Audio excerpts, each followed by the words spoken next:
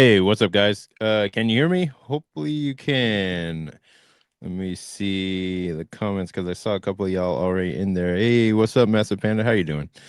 Thanks for coming out. And hey, what's up, Paul? How you doing, man? Appreciate y'all coming out, checking me out. Okay, cool. Yeah, I just came back from a pretty short day at work. It wasn't too bad, wasn't too long, and now I'm just kind of like setting things up on my stuff here. Let me go ahead. I'm almost done. Media assets. Let me get the music going. All right, here we go. All right, so that should be done. And then I still need to get my what's it called? My screen set up. Because I had the what do you call it? The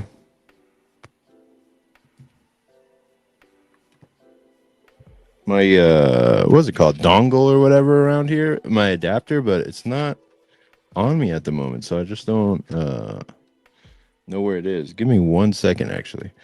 Um, Let me make sure that the background music's not too loud. It's not too loud.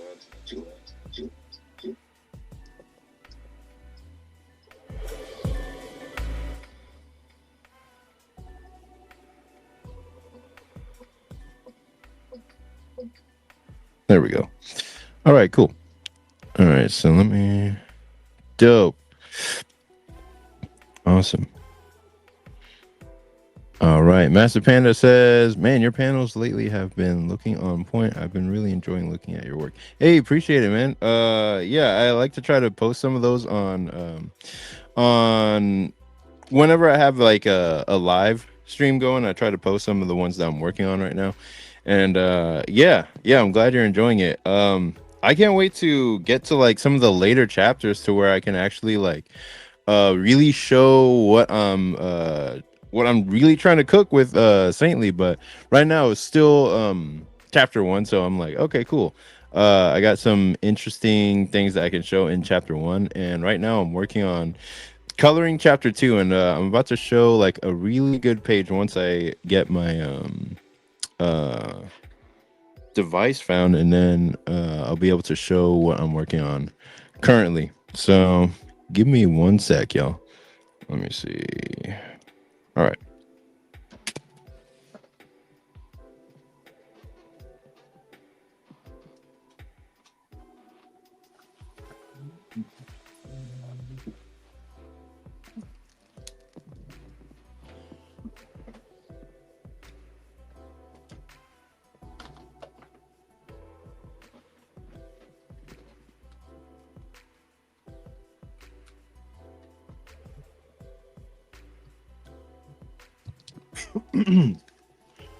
All right, I found it. All right. Hey, what's up, Koba? I saw your message about the color stuff, man. All the colors look great. Um yeah, appreciate you coming out. Let's see. Let me change this real quick. Get the other screen up. And let's see. All right. File, new movie recording. And then what I'll do. There we go. Awesome. All right. Master Panda says, man, I know exactly how you feel. You have to spend time doing that groundwork.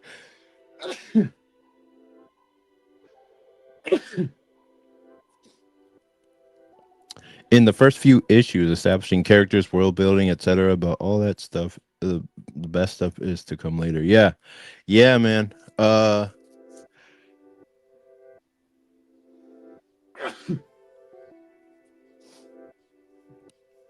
Like if you're telling a story like a comic story, all you want to do is get to the good stuff. Like you want to get to like the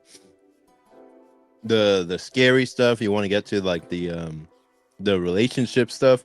You want to get to all those climactic moments that people want to see and that you yourself want to see. But then you have to do all the setup work that makes it possible, that makes it hit. And that begins with like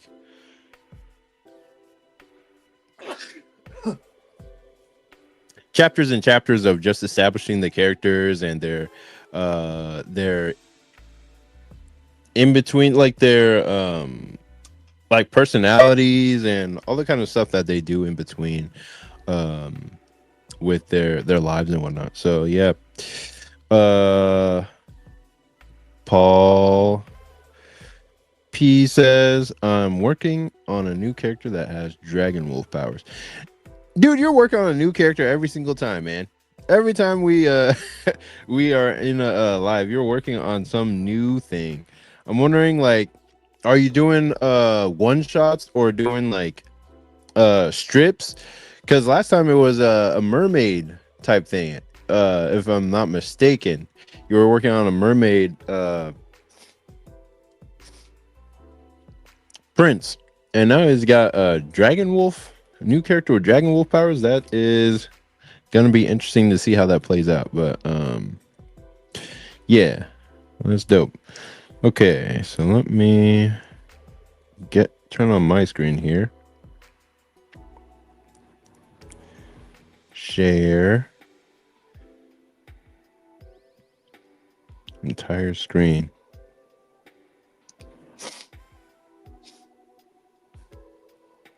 Sorry about that.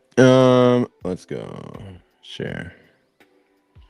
Okay, awesome. So y'all can see what I'm working on here. That's dope. All right, and let me see how much battery we got on my phone. Okay, so we're in a good spot.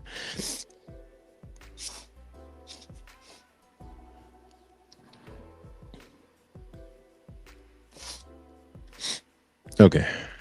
All right. So yeah, this is the page I'm currently working on today. This is page number 3. Page number 3 is like a page with a lot of panels, but luckily there's not that much dialogue in those panels, so it's not going to be super dialogue heavy. It's just a lot of panels on that page because there needed to be a lot to set up the very next page. So that's kind of how I have it. But here I want to put in some sort of effect that will basically determine the mood of this particular panel. So whenever I want to put in some type of effect, I'll go to like these sort of spray effects that you have here. And then I'll just see, like, I'll go to my details layer and then I'll see like, okay, which kind of effect do I want to use, or how do I want to spray it or use it? And I'll see like, is it, that's not bad. Does it convey the mood that I'm trying to strike here?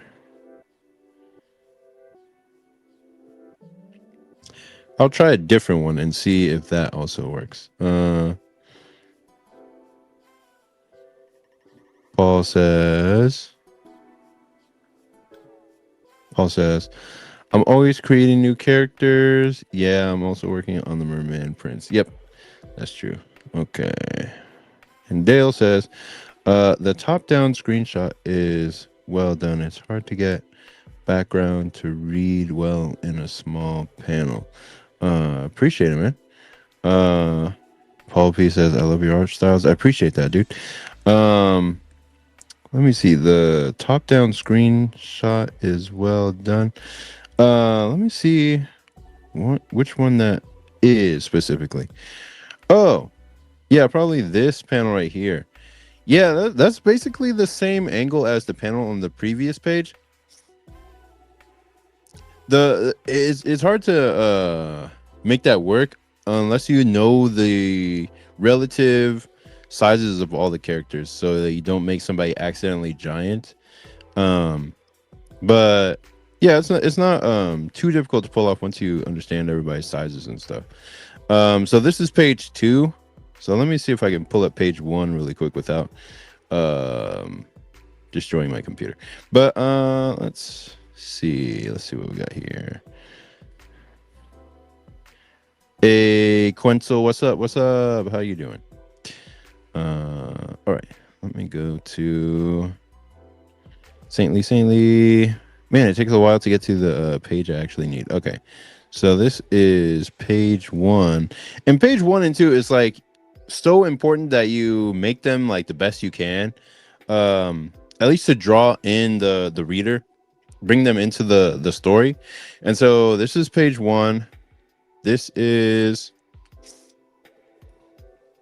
what we have for page one. That's mostly, I'm pretty sure it's mostly done. I just have to do a little bit of adjustments on these background things, but other than that, like it's pretty much done. Um, so this is what brings you into the story, and then after that, I'm gonna put in all the speech balloons. And what I want to do going forward is put the speech balloons in at first, so I know which parts I should render and which parts I should kind of leave alone, so I don't over render something that is just going to be covered up by balloon anyway. So that's what I'm going to do with page 2 and 3, so that I don't over render things. And this is page 2, and it took me a while to render out Vivi in this panel because I was like, okay, this is the first time we're ever seeing her, so I want to make sure that that we know what she looks like, what the colors of her clothes are correct, and like she's wearing like stockings. I didn't want to make it too shiny, but I wanted to make it obvious that there is some level of shine in what she's wearing. So like let me see. Okay, so if this is the panel for that, I wonder if there's any other highlights that if that's the only thing that's being highlighted in that panel, then what I'm going to do is probably, yeah, okay. I think that looks a little bit better, where it's not too overwhelmingly shiny, but just shiny enough to where you know she's wearing like like stockings or leggings or something like that. So yeah, and that is page 2, and I'm just like really finicking around with page 2 to make sure, hey, this should look like top tier. And then we got like this little panel down here. And then after that, page 3. And then page 3 is like, all right, let's not go 100%. We can pull back a little bit because we got page 1 and page 2 established. We got the colors of the scene established. Basically, my thinking in the first 2 to 3 pages is we want to establish like the colors of the overall story, like the overall vibe and tone, or the overall colors of Saintly is purple, teal, white, and black. So we have that somewhere on each page. So like purple will be like the color of the church at night during the rain, and then the teal you can find it in like the color of the lightning. You can find it in this color in this background of the phone. You can find it here in the light, like there's gonna be teal. You can see some white here, just a little bit of white in the lightning up there. And then what was it? The last one is black, and black is like this stuff right here. So black is all up on the first page, and then by page 2 it just turns to light because we're like, okay, now we see what we're actually dealing with, or it's not like a dark scene or whatever. It's just the main character appearing. So that is page 1 and 2, and then here I'll take out page 1 and open page 2. Let me open that one back up. Actually, just go to recent, page 2. Dope. Now I have that to reference colors and all that stuff.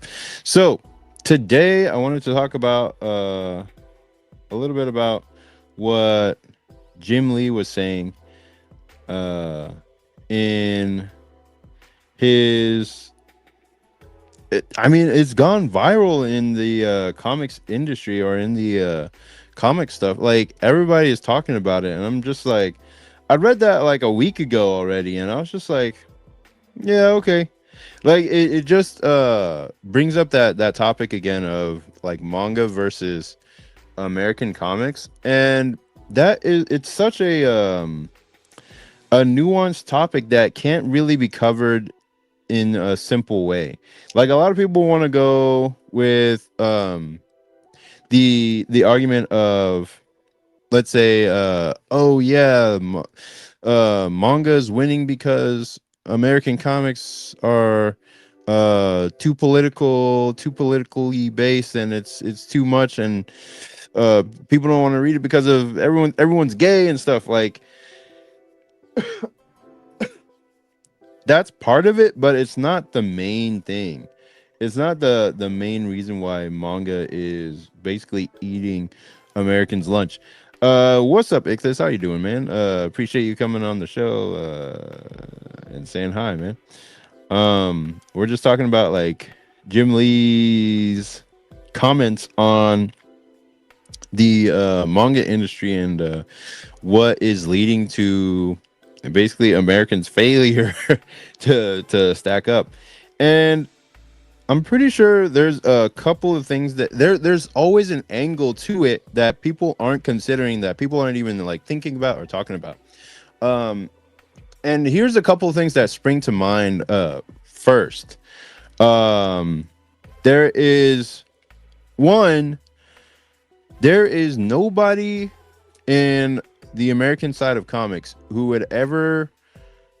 It wouldn't even cross their mind to create something as weird, crazy, or raunchy as Prison School. If you've ever read or watched Prison School, there's nobody in America who's ever come up with something like that. And it's not likely that anyone ever will. It's so weird and out there and so willing to quote unquote go there in terms of its like subject matter and material that you're just like, how is this even possible to be created? Only someone in Japan could make up something like that. And that is one of those things that that most people don't consider, is that something like Prison School, it takes a certain level, it takes a certain mindset to create something like that, and give readers something that they never really experienced before. And then the second thing, which is basically the main thing, is that Japanese manga is cheap and quick to produce because they create it all in black and white, and they're so fast. It makes for a faster production time. And then two, they have the infrastructure and the resources to be able to create at such a speed, such a high rate of release that Americans just can't keep up. Like if we had the same infrastructure to, I think if we had the same infrastructure to do a weekly story, 20 pages weekly of manga. Not all manga companies are like that, but if we had the infrastructure to be able to do that, there might be a few Americans who be willing to do that, who be willing to put that stuff out there and make enough content to rival or match the manga industry overseas. Um, but basically, if we look at what manga is in a general sense compared to what comics are in a general sense, um, manga is more like this. Manga is like more like what I'm doing, where I'm basically doing a cartoon. Like manga is more leaning towards cartoon level stuff. It's not really the realistic um art styles that you see with Jim Lee and all that. It's basically um peanuts on steroids. Jim Lee manga. Let me see. Jim Lee comics art. Damn it. Okay. So if we look at his art, this is one of those things that manga doesn't do and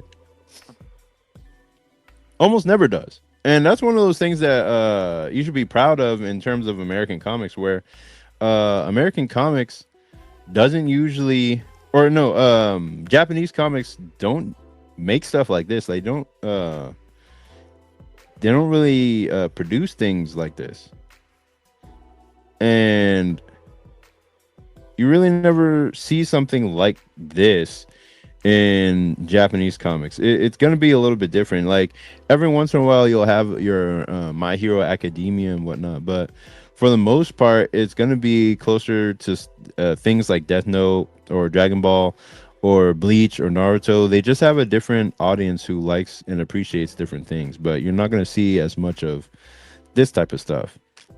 Um, Whereas manga leans closer to the cartoonish side, where you're gonna see more stuff like along the lines of, I don't know, let me just think of one random thing. Like the stuff that blows up over on the manga side is gonna be closer to things like this. Like Comey can't communicate. It's gonna be stuff like this where it's well drawn, well rendered, but it's mostly like a cartoon. Or it's gonna be, let's say,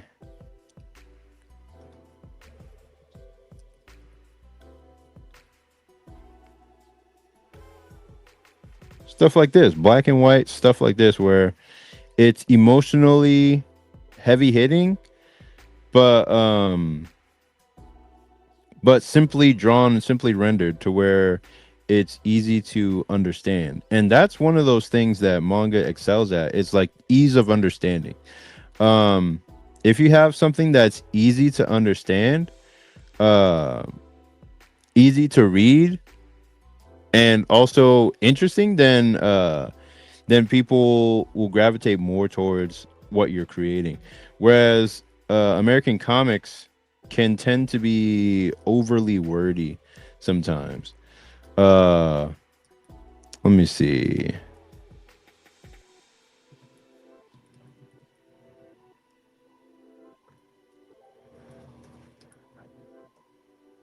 Who makes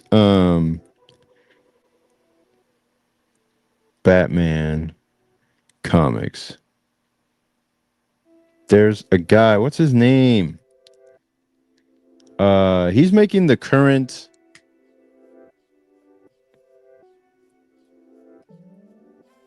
court. Oh yeah, okay.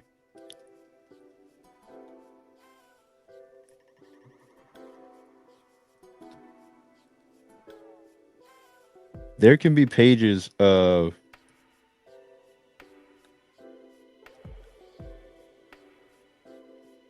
like scenes from Batman that are just so uh they can be really wordy sometimes, and you're just like, man, like there's just too many words on this page, and it's hard to get through. Let me see. Dark Knights.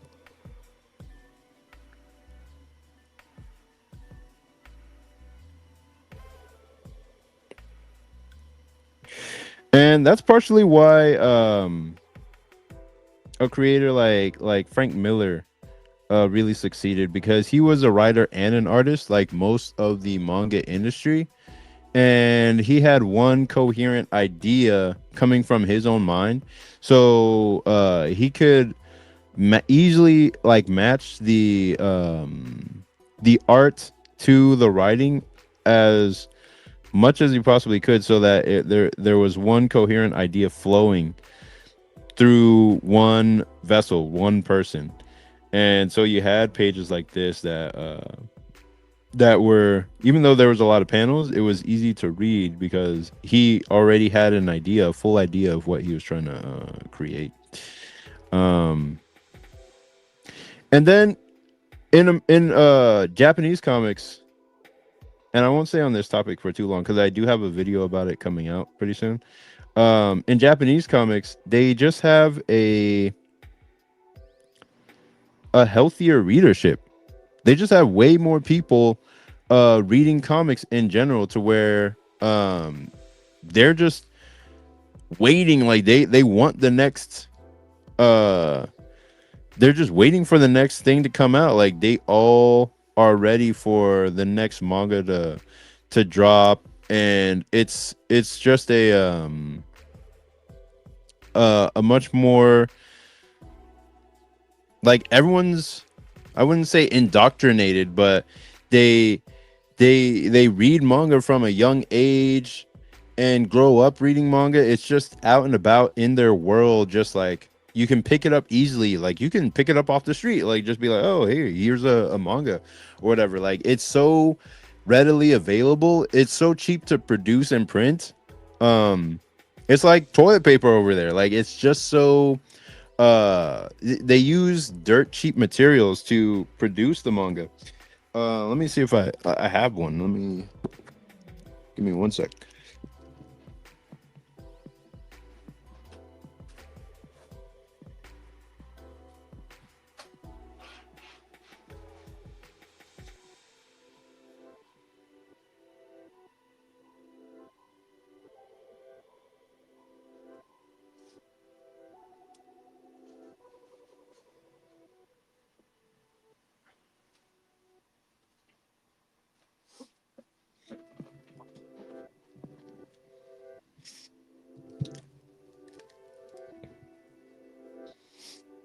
Okay.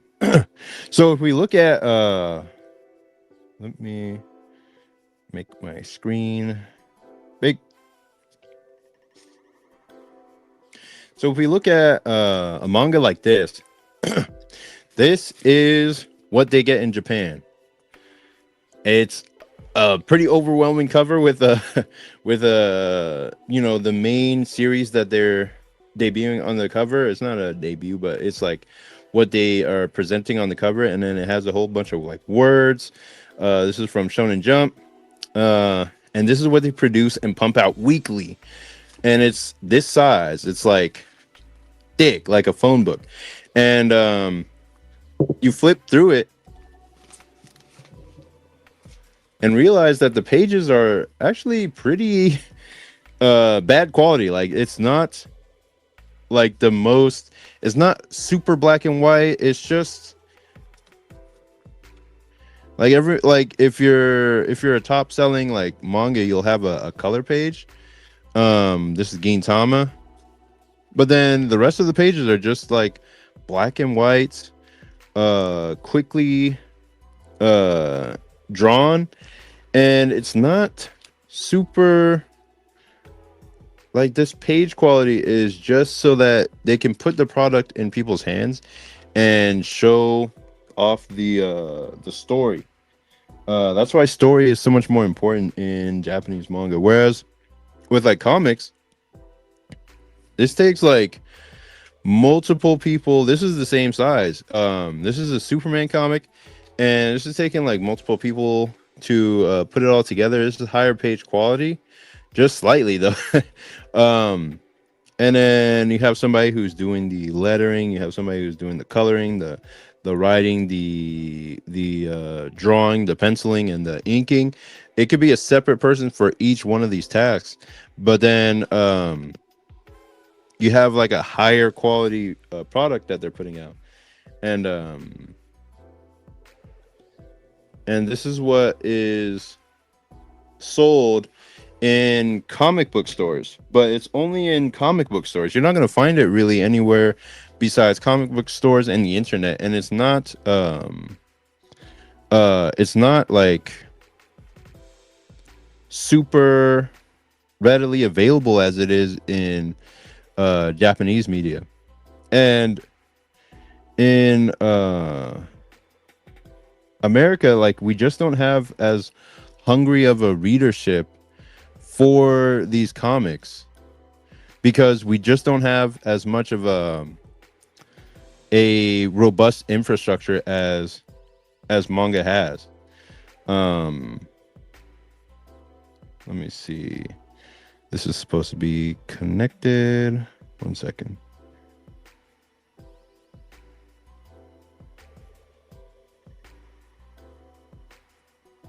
Yeah, we just don't have as much of a robust infrastructure as manga has. And let me see. Okay. Screen recording. Come on. There we go.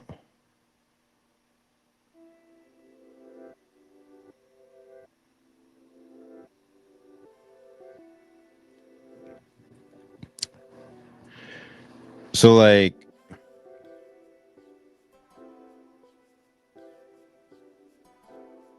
hmm.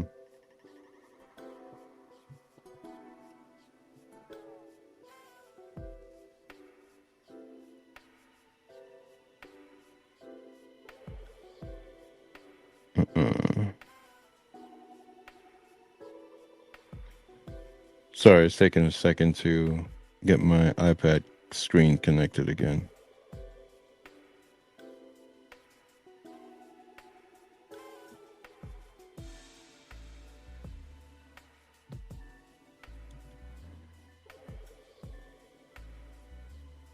Hmm. But yeah, uh, hmm. Give me 1 sec. Quit. Let's turn it back on.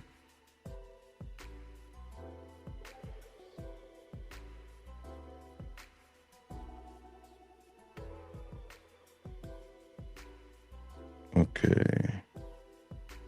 Okay, cool. So this should get it back to working. There we go. Awesome. So yeah, it's just harder for American comics to find a dedicated readership, um, because it's more fragmented. It's not, or it's just if we take a look at like who Image comics are being usually like marketed towards, they're not grabbing up the younger readership that's already into manga. They're still focused on like older readers, like in their 30s to 40s. So we're not doing enough to grab younger readers as well. And then anime itself is such a overlooked aspect of how anime is or manga is dominating. Like, they completely overlook the fact that most good manga have an anime attached that re-engages audiences to want to buy more of the manga to get ahead in terms of the story or to read after the anime is done. So that's another major aspect of it. Let me go ahead and read y'all's comments on this topic. uh Ictus says manga versus comics topic has been like that for years. Yeah, absolutely, man. Um, Manga is so diverse and niche compared to the US. Their views of manga is vastly respective career than here in America. Yeah, yeah, they respect it more for sure. Um, that's how you know these guys are out of touch. The fans have debated manga versus Western a million times over the years, and Jim Lee is acting like he discovered manga's superiority 10 minutes ago. It could be like he probably knew about it a long time ago, but this article is just making it sound like he's just now realizing it. Because it is not hard to realize.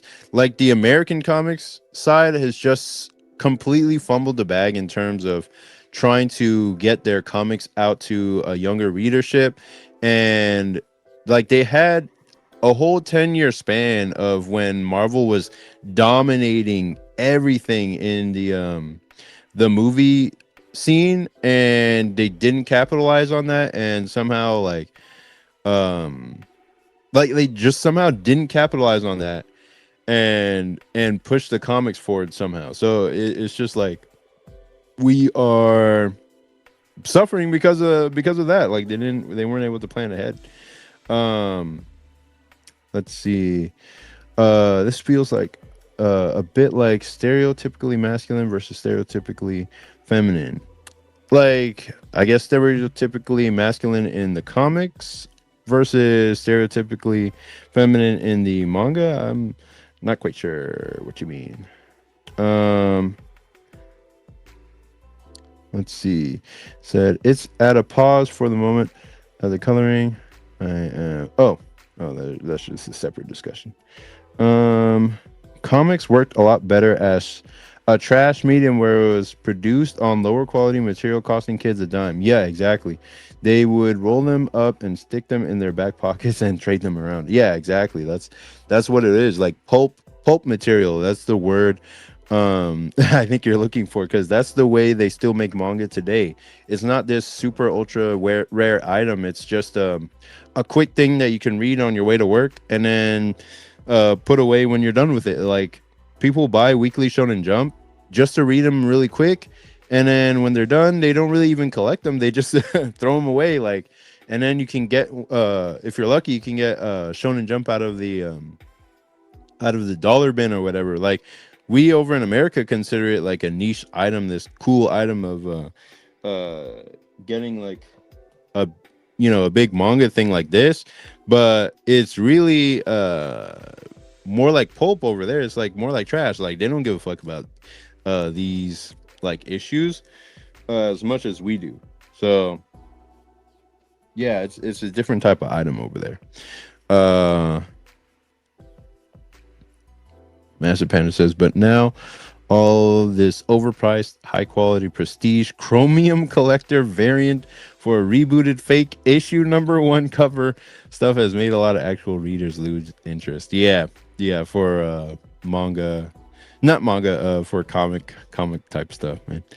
Um, hey Benny, what's up? How you doing? Let's see. Nice, nice, nice, nice. Okay. Dope.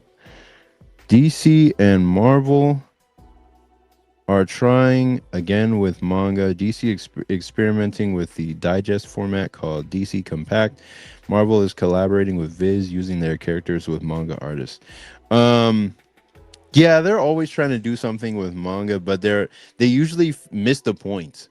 Um, the point that um like it's not, they always get the surface, they always go for the surface level stuff, but they miss the deeper point. Like I remember when they tried to do Mangaverse back in the day, and that was just copying what manga looks like without actually giving you the in-depth character dynamics or the storytelling beats that a manga would use.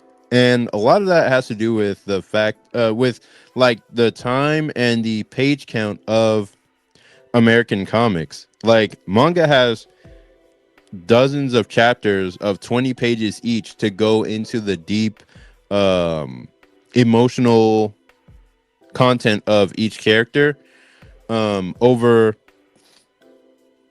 months or a year of releases, if it's a weekly story. Whereas the page count for a DC comic is 20 pages per month, and you don't have that much time to make a battle extend out into a long drawn out blow for blow fight. or you don't have that much time to let the emotions of your characters extend into a long drawn out thing either. um the only comic that I remember having a really good way of the only superhero comic that I remember having a really good way of doing that is this one, Invincible.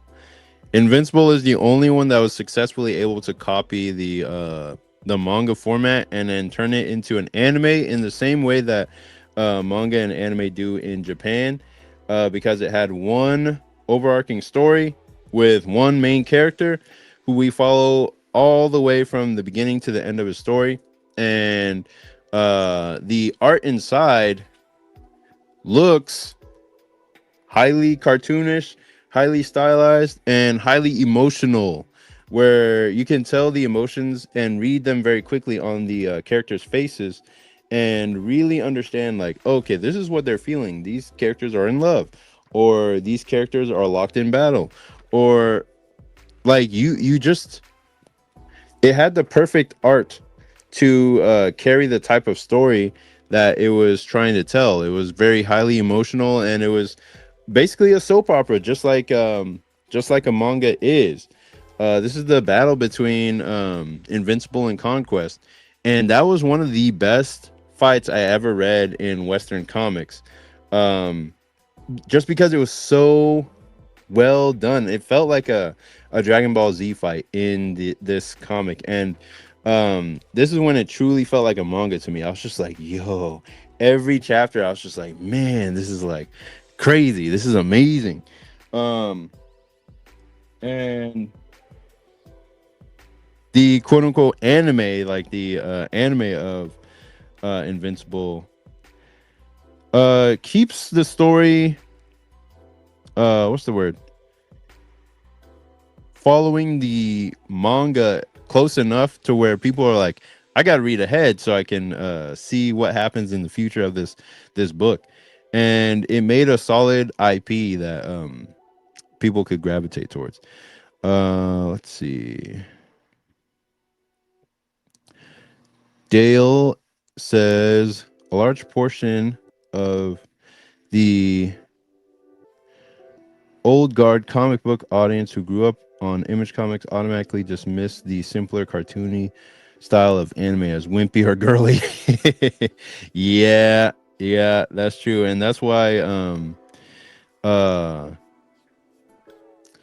that's why manga and comics are two almost separate different entities, because Batman comics drawn like let's say Lore Olympus would not work. Like Batman comics drawn as, let's say, Nana would not work.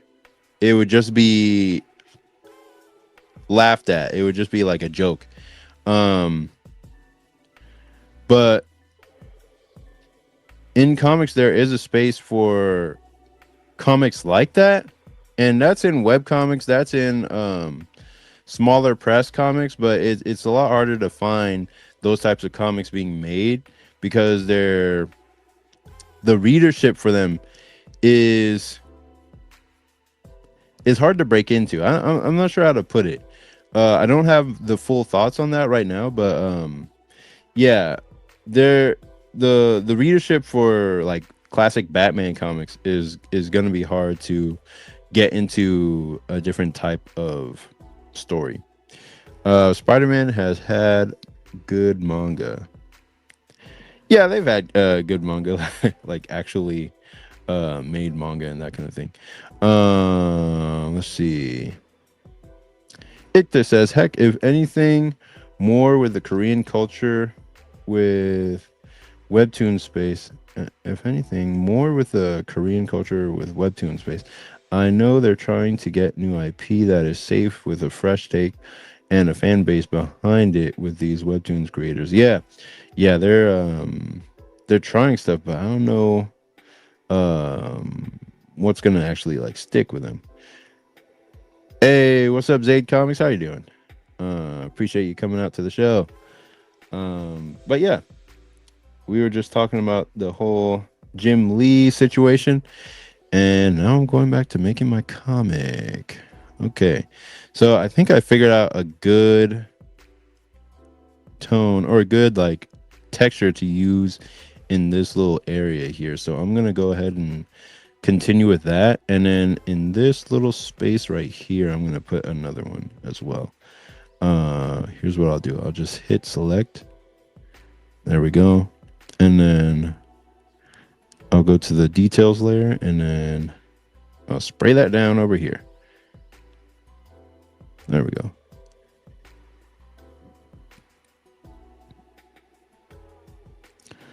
And then I'll hit, oh wait, no. I'll hit that, and then I'll go with this.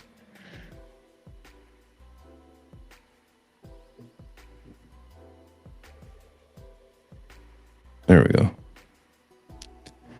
I'll just erase it out with that. I wonder if I should make this one closer though. I think if I made it closer,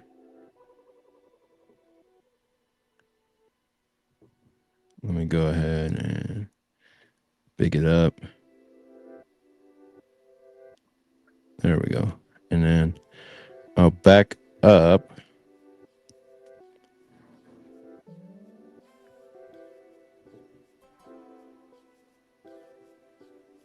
Yeah.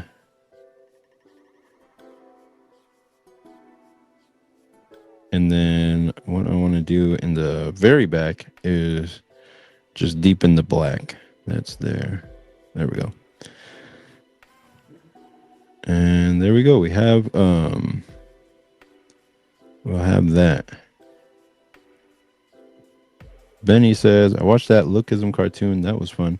I did not watch Lookism, but I read some of Lookism. That was a very interesting concept. I don't know why I fell out of it, but it was a fun read while I was reading it. Very interesting story. Okay, so we're gonna save, and then let's see. Okay, yeah, that looks better. But then what layer is this shine on? That's going to be on the light layer. So if I put it underneath the light layer and then highlight that again, what happens if it's...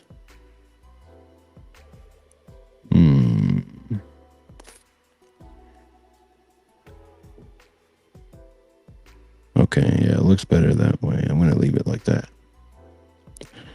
And then this page, I won't call it done for now.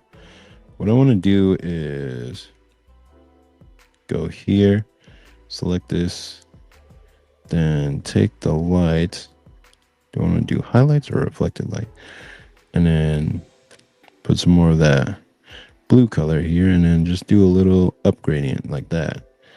And then we'll have that going there. And as much as I can, I want to create, just use like what do you call it, textures for backgrounds to create some type of emotional depth, and then use let's see the details here, and then use what do you call it, it better not die on me. Die. Okay, there we go. And then use what do you call it, I'm gonna go ahead and use we're gonna select the color in here, and then I'm gonna go on another layer, and then there is a line tool. If we go here and use saturated, I wonder how it's gonna, oh, that's how it does it. Okay, well, let me do, should I do black? Okay, let me see if I do it small. Okay, yeah, That's better. I want to turn up the, what do they call it? Let me see the other options we have. Whoa.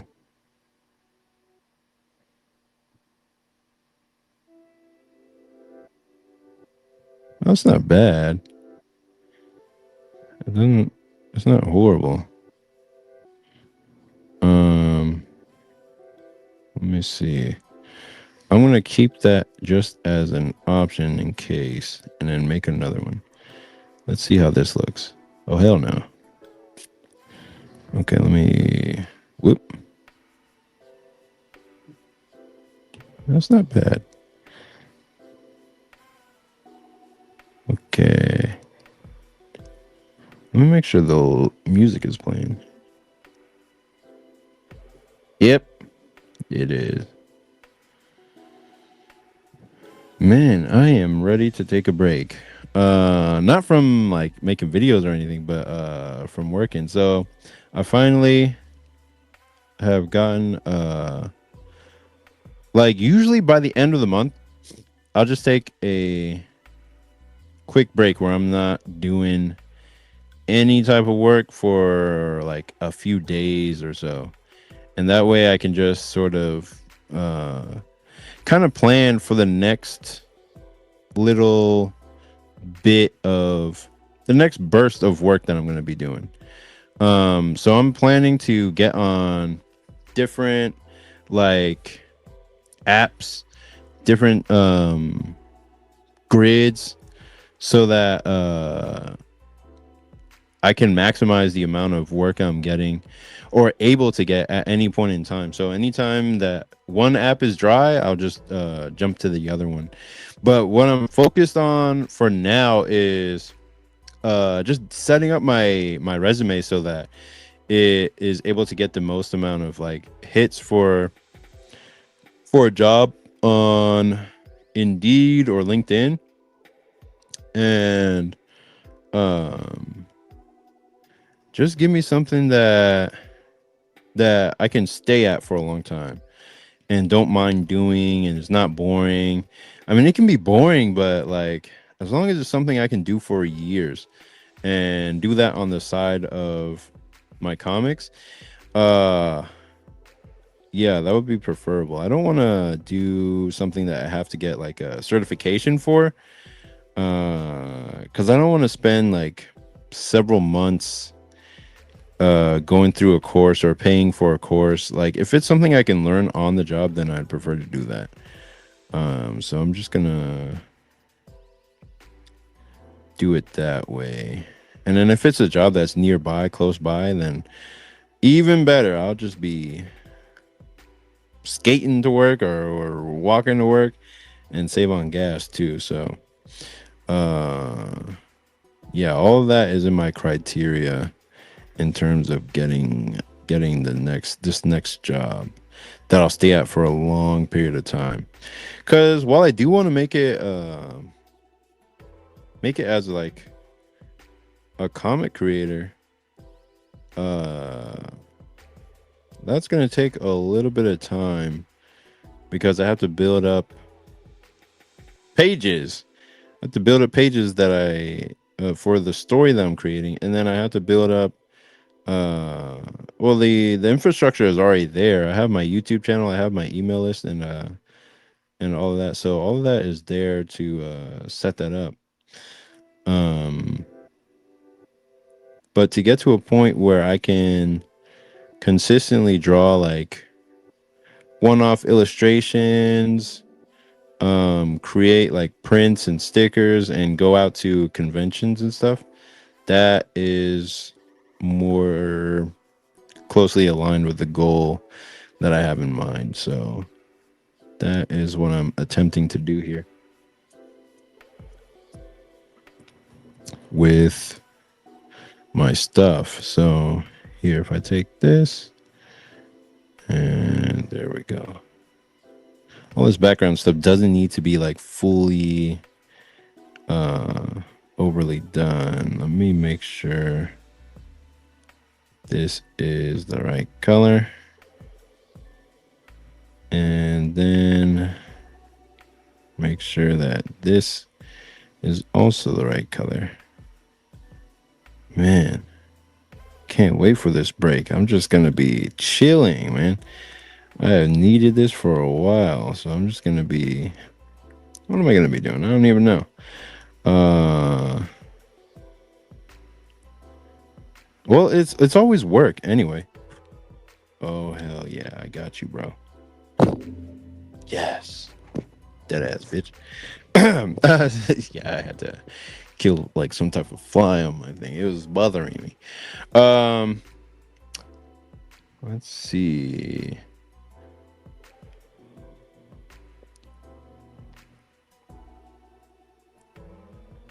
Oversoul book says, "Nice job on the composition on this page. Appreciate it, man."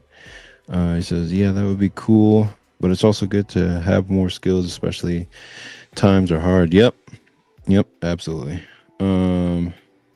Master Panda says, "I can't tell you how many times I tell myself to take a day off, but then I start feeling the guilt and have to run back to the drawing table like a crackhead who is running out of time." Yeah, exactly.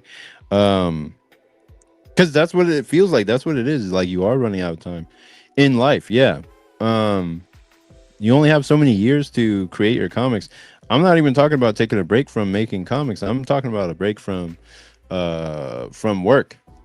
Like I work like literally almost every day, uh, every month, and I don't really get to keep any of the money because all of it goes to gas or groceries and paying off debt. So that can be a little tiring, dealing with that every month. Um, but no, this is not a break from comics at all. Like comics is the thing that gives you energy because you want to be doing comics. Like that's your whole goal is to be doing more comics. Um, so it's not uh the thing you're trying to escape, it's the thing that gives you energy. Like the thing that you're passionate about should give you energy when you think about it or when you're trying to do more of it. um so comics is that for me. Like if I was sitting at the drawing table all day, um I'd be hyped, but I wouldn't be, it wouldn't be something that gives me energy all the time. Like sometimes doing this stuff is literally tiring because I'm thinking of chapter 200 while I'm still stuck on making chapter 1. So it's not like uh the most inspiring thing every day because a lot of the time I'm just trying to make one little bit of forward progress, like just a little bit more. And I'm like, dang, why am I still on this chapter that I could have finished a long time ago? But it's because of the life circumstances that you really try to find a way to control more of as time goes on. Like you're just trying to find a way to manage what time you have, what resources you have, and find a way to do more comics with the time you have. Um, that's what I'm always trying to do. Or I'm trying to find a way to draw what I'm drawing, but draw it better. And that's just the situation as it is. What's wrong with her leg, yo? Let me go ahead and fill that in. I said fill that in. Oh, this better not be. Where is that color coming from? Is it coming from here? If I hit oh. Oh, it's coming from light. Okay. Well, let me erase that. Erased. There we go. Let's see. Oh, yeah, I didn't even know. I wasn't showing.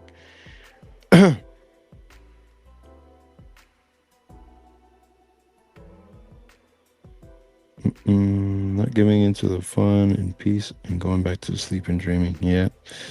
Though I also need more sleep too. I finished the comic strip for tomorrow and I'm working on animation for the darndest things. Nice. I've been thinking about making shorts, probably quick reaction things or something. Shorts is is harder to grow on than making longer form video. Because shorts is like um let me make sure my phone has battery. Okay, there we go. Yeah, because shorts is like you need to make 100,000 of them before like you can grow quickly from shorts, but you need to make a whole bunch. Like basically what I'm doing, like every single day, you need to make shorts every single day, and the thing about it is it's so short, literally so short that it's not gonna be a big channel grower unless you're getting millions and millions of view per short. um so it's harder to grow as a content creator with shorts, and I thought about doing that a long time ago with my strategy as well. So with shorts, even if you want to do shorts, you're still going to want to mix in some long form with that as well. So my strategy going forward, like I'm still gonna be doing long form, and maybe I'll take pieces of this live stream and then do short form content. I'll use like some content cutter or whatever, and then repurpose it for shorts so that I can get some live stream content out there. But for the most part, I'm focused on making long form stuff, and I'm trying to find that sweet spot of how long to actually make them. And I think I'm starting to stumble into it. It's like I'm finding some of my best performing videos are around like 8 to 10 minutes of me just talking about a single subject. And but that's because I'm doing like the hardcore strategy of making a video every single day, like uh just to see what works, what people like, and what sticks. And that is what works for me because I'm better at talking than I am at making a single piece of art every single day. Like if I were to make a piece of art every day on Twitter or social media, it'd be like it'd be hard because it's like, okay, I'm making more art, but it's only passing by people's consciousness for like 2 seconds before they move on to the next thing. And it's hard to build an audience that gets to know me by doing a piece of art every day. Um, so that is more important to me, like building the audience um, that gets to know me is a little bit more important than doing a piece of art every single day. And I want to, but that's something I'll do when I am like full time at doing this and can put out that much consistent stuff. Let me go ahead and save first. Mm-mm-mm-mm.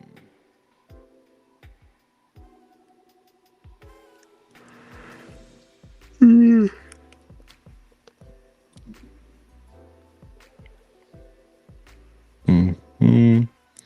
Step back and thought. Says, yeah, more people are starting to watch long form content again. Yeah. Yeah, I didn't expect that many people to come to the stream today. That's crazy because it's up to like 18 at this point, or it's been like jumping between like 18 and 15. That's nice. I didn't expect that because it's usually like around 10, and that's also really nice. So yeah, I'm glad people are jumping in and seeing what's up.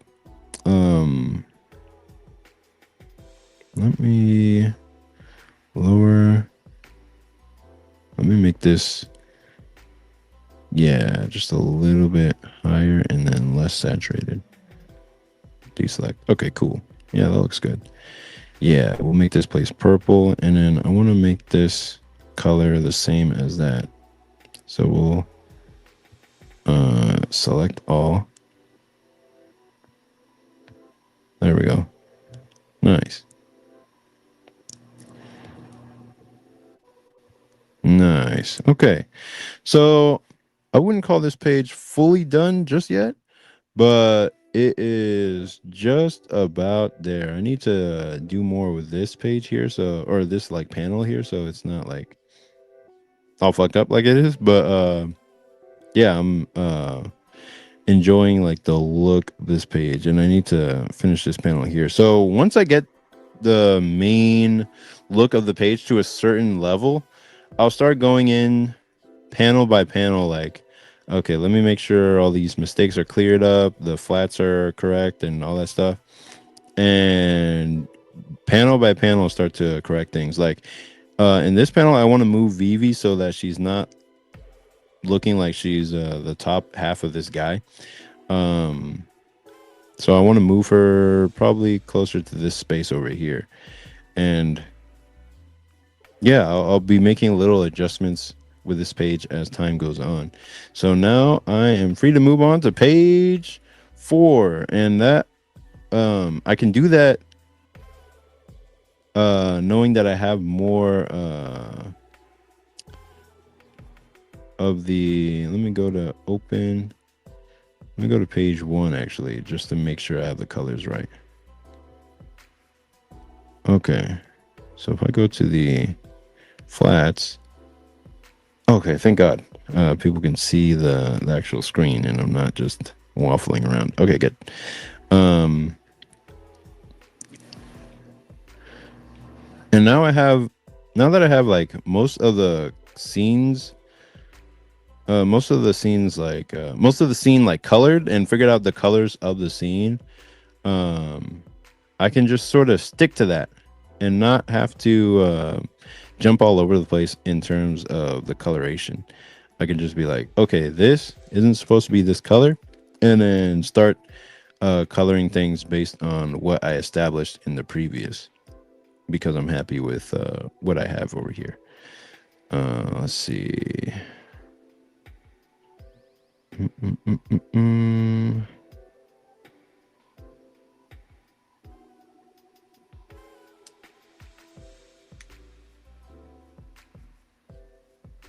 Let me see, because Massive Panda just said something very important. He said, yeah, just taking things easy and enjoying peace. I would probably work 24-hour days if it weren't for the limits of the human body. Yeah, dude. Same. I literally would do that, because there's some days where I'm just like, I can feel it, where I'm just like, if I go to this night shift and try to do a double, try to work another double, something's gonna fuck up. Like something's gonna go wrong. And I don't know what it is, but there's a limit there that I can feel.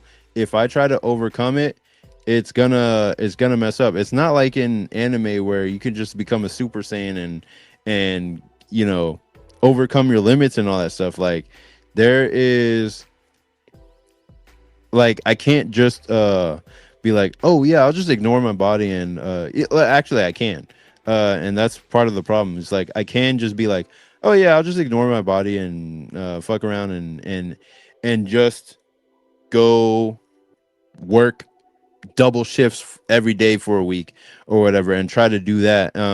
And I can do that to a certain extent, but then it gets to a point where you're like, oh yeah, I can't keep this up. And it's not even that you can't keep it up, it's more like your body starts telling you things, like pains or aches start happening in the body where you're just like, that wasn't there before. What's going on here?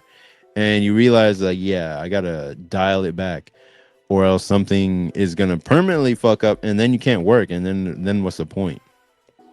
So yeah, I get those feelings a lot. I would work over um 24 hours if it weren't for my very human limits. So there actually was a time where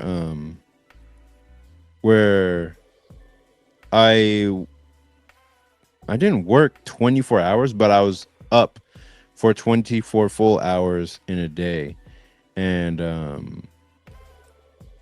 and that was a very interesting day. I was just like, oh, I guess I can handle it. The thing is with those days is like it shows you what your actual limits are. Like, oh, this is something I didn't know I could do. And then it turns out like, oh yeah, I guess I can do that. You do realize at some point like you can't do it all the time, but um you realize, okay, yeah, I can do that. Um Hey, what's up, Popping Rico? Like, it's been a while, man. Like, yeah. What's up? Um, but yeah, good to see you, man. Thanks for coming out. Um, yeah, I was just talking about like work, and sometimes you just realize, like, oh, I can't actually work all the time. Like, there's times where I just have to stop and take a rest, and that's not a bad thing. So, yeah. Let me shift, select all these. Nope. Select. Um, I remember drawing these girls here in my sketchbook in this exact pose. And I was just like, man, I want to put this pose somewhere in the book because um, that is basically their dynamic in a nutshell. Like she's like this short little not necessarily a tyrant, but she's like short and demanding when she's in director mode, and she's just like, I don't want to do it, you know. Like she's just like, I'm tired, I'm hungry, you know. So that's their kind of dynamic, and I was just like, I got to put this somewhere in this first chapter to let people know like this is what they are like. Let's see. Says not much, man. I'm gonna doodle a bit. Nice, nice, nice, nice. Master Panda says, I used to be able to do that in college. I'd pull all-nighters, lift weights, study for exams, watch spicy videos. But at this age, I need to sleep and recovery to function for the next day. Yeah, man.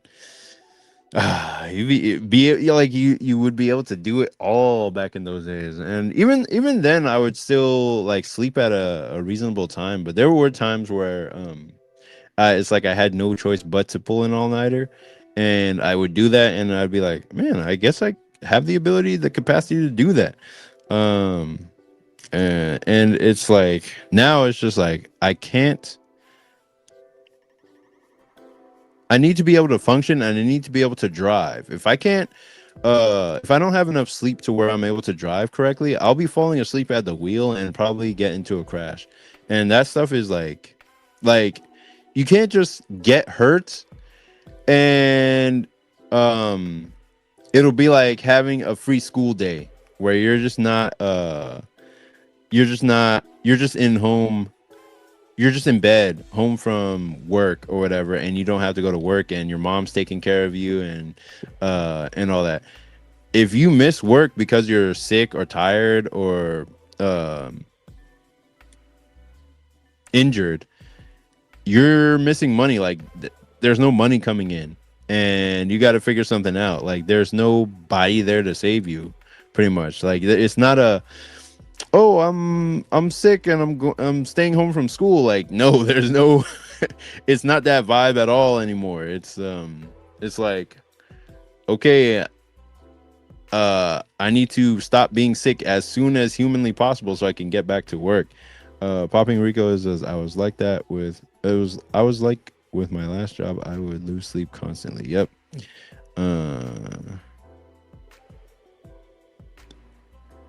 Benny says, spicy video sure must love your spices, huh? Yeah, that's exactly what it is. It's There's videos about pepper and and fucking paprika and all that kind of stuff, man.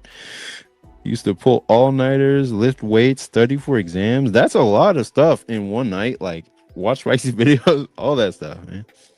Um, but yeah, yeah. When we're younger, like, and even now, uh, being at this age, it's like this is the age to still. I'm like about to turn 30. This is the age to still be going hard as much as I can before I get too old to really do that. Because going hard is what sets you up for the future where you can't go as hard. Like when you go hard now and you make good money now, then you're able to use that money later on to hire other people who can go hard on your behalf. And then you don't have to destroy your body going as hard as you used to. So that's one of those things that you can improve going forward in life.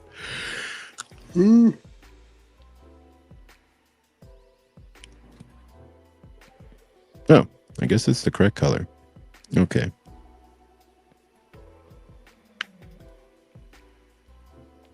Here I want to take open page 3. No, page 2. I want to take the light that I used for VB in this page. Take that, go here, go here, go here. There we go. And then take the light that I used for her here, and then I'll use it here in page 3. Close. Okay, yeah, I know. Save. And then cut that. Cut that. And then we'll go here. Select her skin. Her skins. Deselect. And then select. Okay. Now I want to deselect the shadows. Or maybe let's see what it looks like with the shadows on. And then I will go ahead and just bloop. Bloop. Let's see what that looks like. Doesn't look too bad, but I don't know. Oh. Fuck. I forgot. And that's one of those things you got to watch out for when you're coloring. If you have it to select everything, then it'll select stuff that you didn't even know. Option. I'm just gonna. There we go. And then here in this case, what I want to do is take. Let's see. I don't quite like that. So I think what I'll do in this case is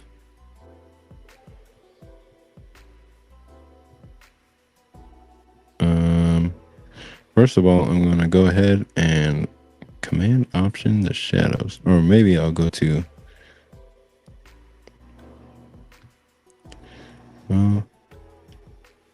here's what I might like to do. I'm going to go to the light layer and then make sure that is only selected. Then I will take hue saturation. Yep. And then actually to see it more clear, I'm going to go to view, turn off the selection border. That way I can see it clearly by itself. And then pick the hue for the color that I want to use. So saturation.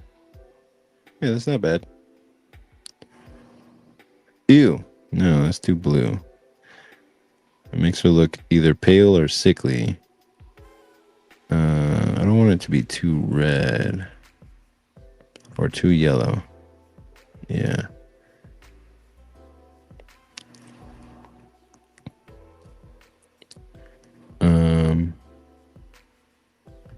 I don't want it to be too light either. So I'm going to keep the light basically the same at 0. And we're just figuring out how saturated we want it to be.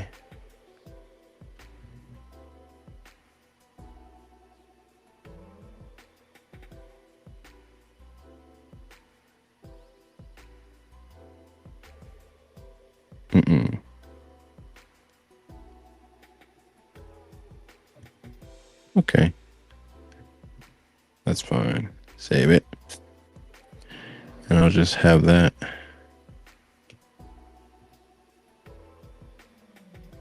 Take that, and then let's go to the comments.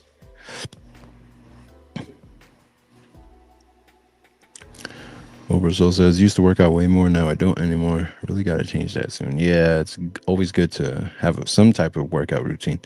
Um, Mendoza Comics, what's up? How you doing? Appreciate you coming out. Popping Rico says, question, do you draw with ink, then scan, or all in digital? I definitely draw in ink first, and then I'll scan it, and then do some of the, like, I'll just finish the rest of the process in digital. But yeah, I have all the pages like right next to me. Let me see. Like this is page. Let me show you.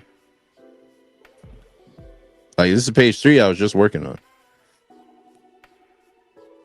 So this is, you can see how much of the page I actually got done on the page um before doing it digitally. And then this is the page I'm currently working on. So this is page 4, and this is how much I had done on the page before I scanned it in and did the rest digitally. So let me show you what it actually looks like now that it's scanned in. So this is the actual page here, and I just shift over to the page that I'm working on. So yeah, so I always start off on page first because I want it to be I want it to exist in both worlds so that it's not, so that if there's some type of fire, I still have the digital stuff. If there's some type of digital malfunction, I still have the physical stuff I can always use. So I like having my pages exist in two worlds. All right, more comments. Kova says, "Do you think coloring your comics appeals to more readers?" Yes, absolutely. And I think that's a luxury really only manga creators can afford, like where they do it in black and white. Um, where you're able to put out enough content to where people don't really care or mind, or that whole readership is trained towards having like black and white be the default mode they read their comics in. But if your comics are colored, like that definitely appeals to way more readers. Like people are like, oh, it's in color, okay, cool. Yeah, like it's just like a subconscious thing. They don't even realize that they gravitate more towards a fully colored product than black and white. So yeah, coloring comics definitely appeals to more readers because you can convey a lot more emotional context with the colors and a lot of other stuff they can't do in just black and white. And just asking funny questions. Man, I love traditional inking. Yep.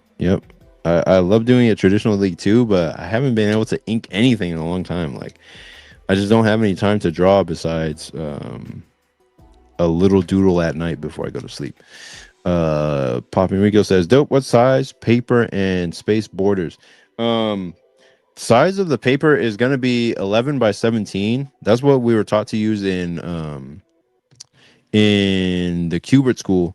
And then the borders are usually going to be something around like 10 by 15, but and you can rule that out by yourself. But if you can get pre-ruled paper with like Strathmore smooth Bristol paper. It's called Bristol board. But It doesn't have to be that exact size. That's just the standardized size that they use in the industry. But my friend Nick Patera, like he draws his stuff oversized. He did the comic called Axe Wielder John.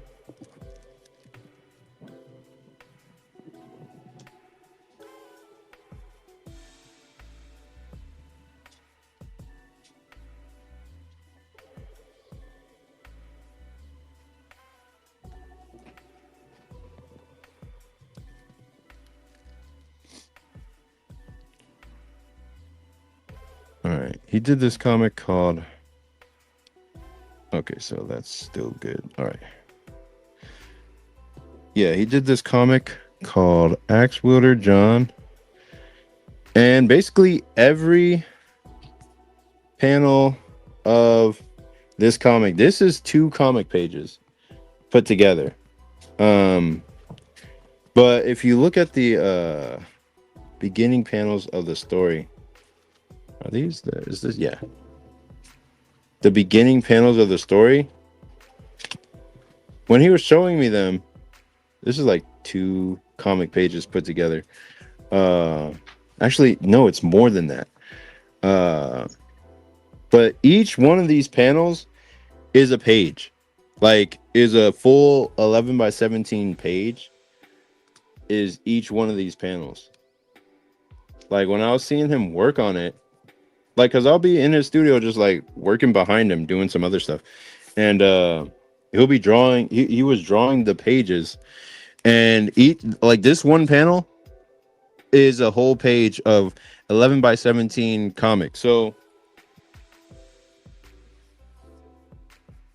everything that I'm doing on this one page, he flipped it sideways and did a whole panel of Axe Wielder John. So that's why it took a long time to come out, the first book, because he was doing every single panel oversized. So this one side panel was on 11 by 17 page, and then this top panel 11 by 17, this bottom panel 11 by 17, or maybe he just copied this one and did it again. But yeah, all these panels were 1 page. So he would be taking 6 pages every 6 like 11 by 17 pages to do a couple of pages at a time of the actual comic. So it doesn't really matter how big or how small you draw, because the creator, what's his name, Bengal, he uses manga size paper, but he gets the right ratio so that he can print it out on at magazine size or at trade comic size. So as long as your ratios come out to where you can print it out on a comic book size page, like as long as you can print it out on this size of comics, then you're good. Like you just draw at the ratio that is needed to go on these pages, and then you're good. So yeah, you can draw as small or as big as you want.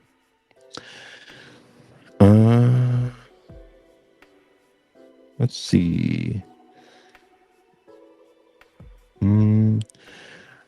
Koba says, I don't know if you answered this before, but do you know where you're going to publish this comic? Yeah, I'm going to publish it on Webtoons. I'm going to publish it anywhere it will hold, like they will hold like web comics.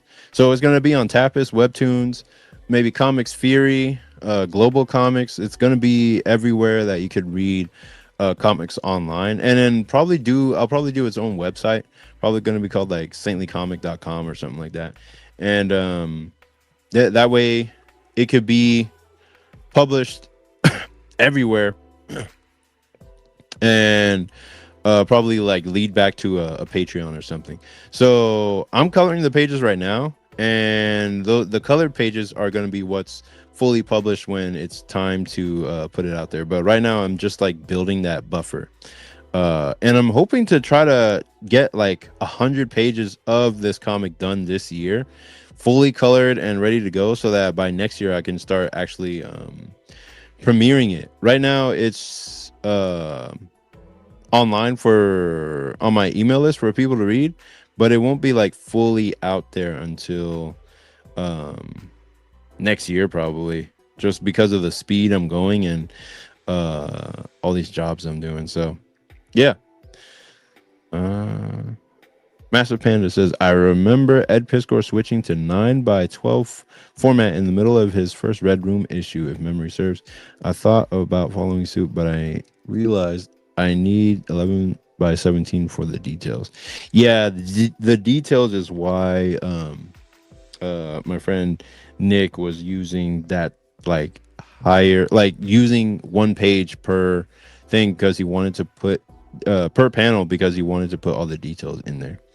Papa Rico says, thanks for the tip. Been experimenting with a piece with ink, Bristol paper, and Clip Studio. Asked for the borders because I want to set them up, set myself before I break them. Yeah, yeah, it's good to know those things for sure. All right, so I'm gonna go to back to my page. All right, here we go. Here we go. Here we go. And this is the first page where we have the two main characters appearing. So I want to make it nice, but get it closer to what we're going to be getting used to for the majority of the comics. So I'm going to take these pillars here. I'm going to go down to the lights. I'm going to go down to the flats layer. And one of the things is I want to make sure is that I'm using the same color. Open from page 1 to color these pillars, just so that I'm not. Nope. Go down. Yeah. I guess it doesn't matter. It doesn't matter so much. So I'm going to turn off page 1. I'm going to open up page 2. Nope. Page 2. And then I'm going to check that out. Go to flats.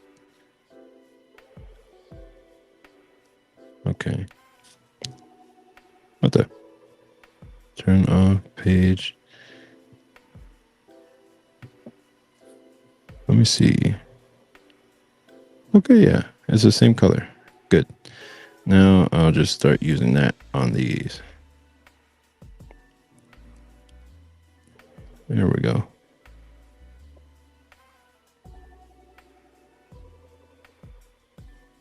Okay. Cool. And I'll take this color from the wall, put it on this wall here, put it here, put it up there, put it up here, here, down there, down there. There we go. Now we're getting the full vibe of what I'm looking for. And I'm going to take the floor color from this previous page here and then put it on the floor here. There we go. Nice. And now the coloring process is starting to go faster because I already know what colors I have set for the scene, and I can just use that over and over again.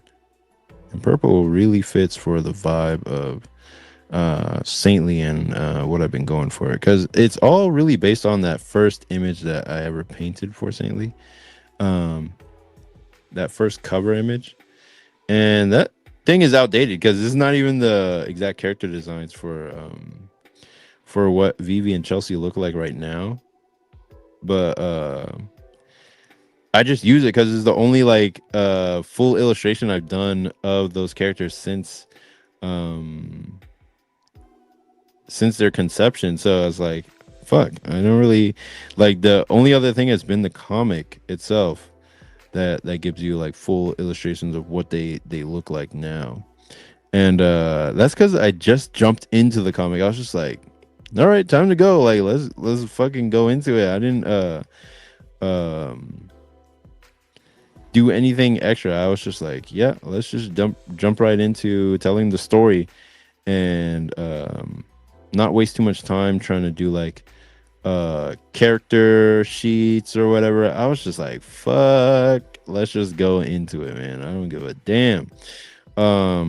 And that actually slowed me the hell down because so many characters, I didn't even know exactly how many characters I needed for the scene. So many characters weren't designed. So I had to figure out their design on the fly. That took mental energy to figure out like, okay, what is the character that I need? Like, I don't know who I need right now. Uh all of that took mental energy. I was just like, yo, I didn't think it would take this much time and energy away from making the comic, but not knowing all that at the beginning ended up taking some time. But I wanted to get the comic started fast before I lost the impetus. So I was just like, okay, let me get the comic started first. I'll worry about the designs later. Um and just focus on what the story needs first, and then we'll use that to design the characters that I need to tell the story. So that's kind of what fueled my thinking in that regard. Let's see what the comments are saying. Um, Nick Stream, what's up? He said, if you were to ink in digital, what brush would you use? Uh, that's a good question. There's this brush. There's a couple of brushes that I'd use. Let me just turn off all layers and create like a all white layer.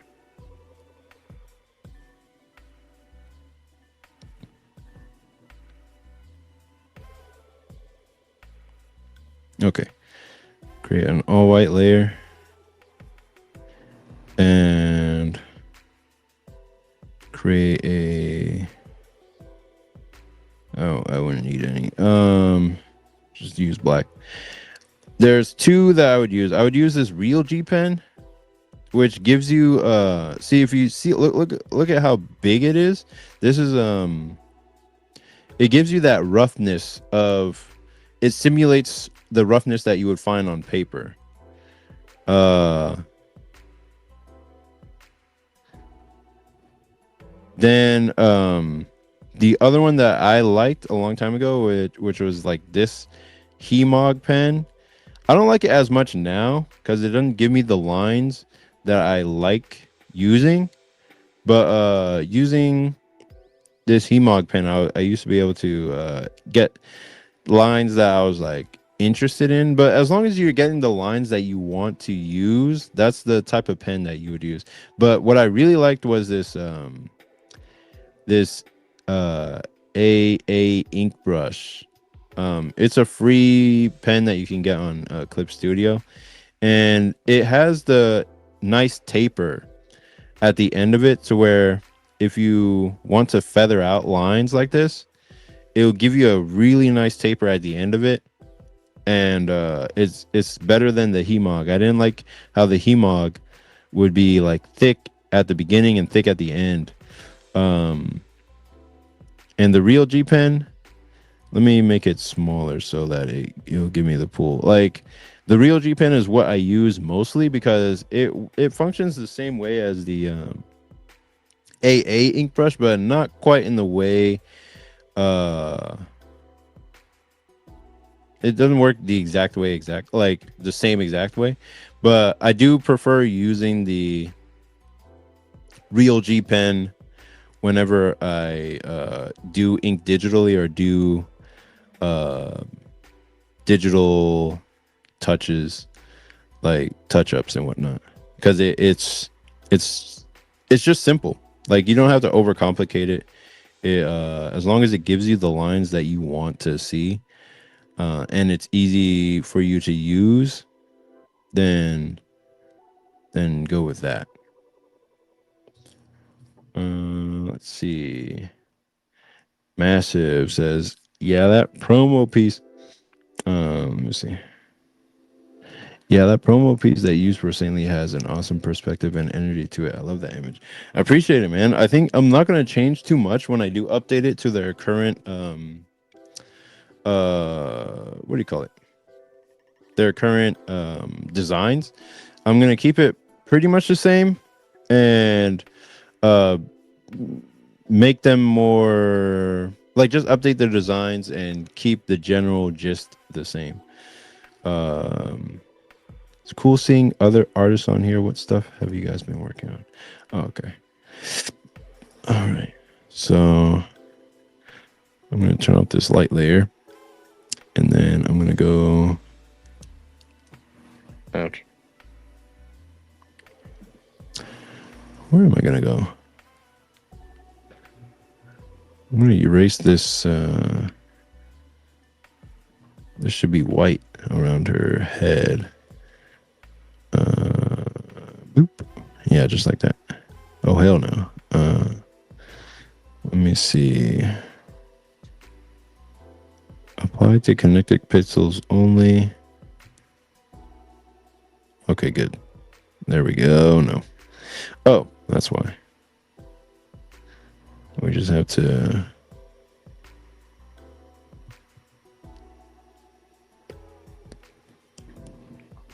There we go. All right. Nice. And I'll just take this. All right.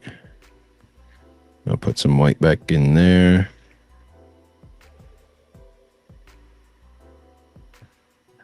And luckily, I don't have to do any thinking on this page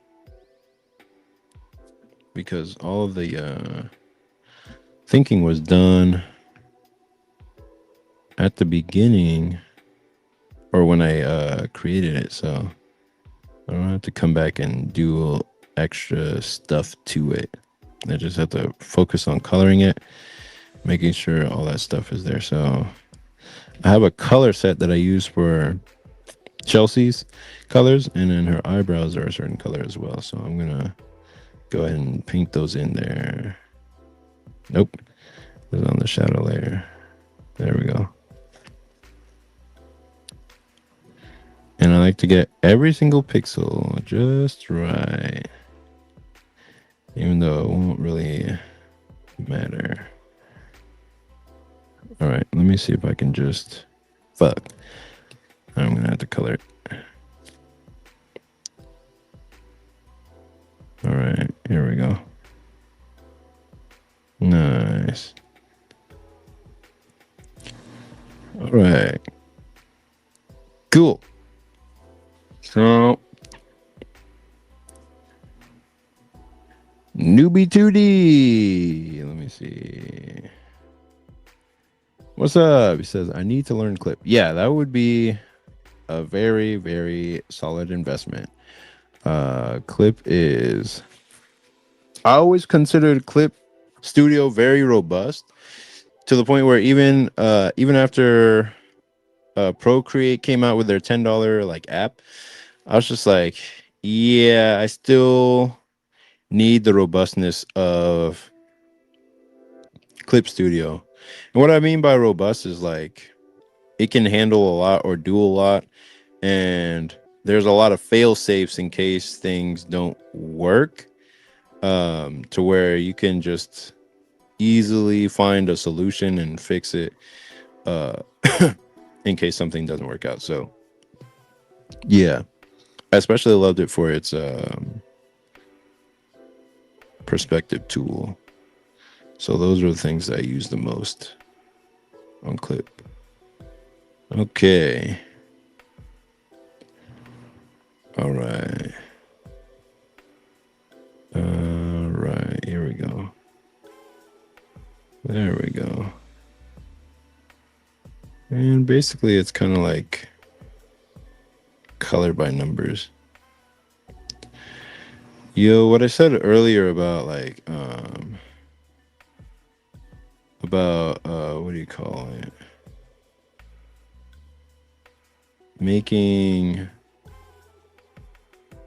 comics is hard in this specific way where I literally am thinking 100 steps ahead while I'm making this one chapter, and yet every time I sit down at the drawing table, I'm still stuck on this one chapter, or I'm still drawing this one chapter.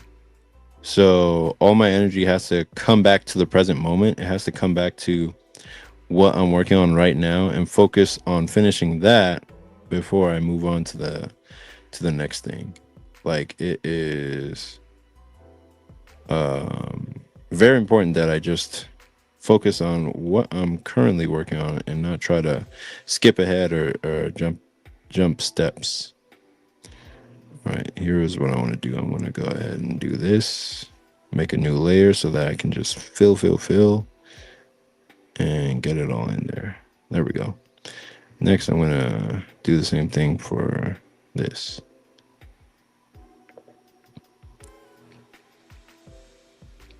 Fill it all in, fill.